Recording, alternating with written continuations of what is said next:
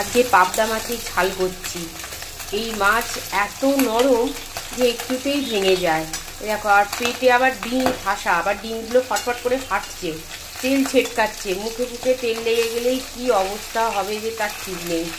এত ভয় লাগছে, দেখো মাছগুলো উল্টাতেই ভয় পাচ্ছে যদি ভেঙে যায়। এত এত পাতলা আর এত নরম মাছগুলো, জানি না। যাই হোক, আস্তে আস্তে ভাজি।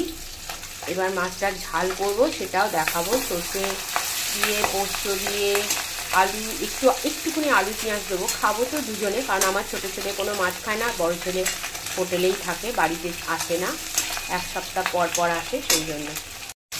পাবদা মাছটা রান্না করার জন্য আলু, পেঁয়াজ, টমেটো, কাঁচা লঙ্কা ভালো করে লাল লাল করে একটু ভেজে নেবো, চাপা দিয়ে দিয়ে, যাতে সেদ্ধ হয়ে যায়, কারণ জলটা কম দেবো। সব রকম মশলা দিয়ে দিয়েছি, একটুখানি ধনে গুঁড়ো, জিরে গুঁড়ো, আর আমি পোস্ত একটু গোটা দিই, যাতে পোস্তটা মুখে লাগে, ভালো খেতে লাগবে। আর লঙ্কা গুঁড়ো, হলুদ গুঁড়ো সব রকম দিয়ে দিয়েছি। এবার কষছি, এবার এতে জল ঢেলে দেবো।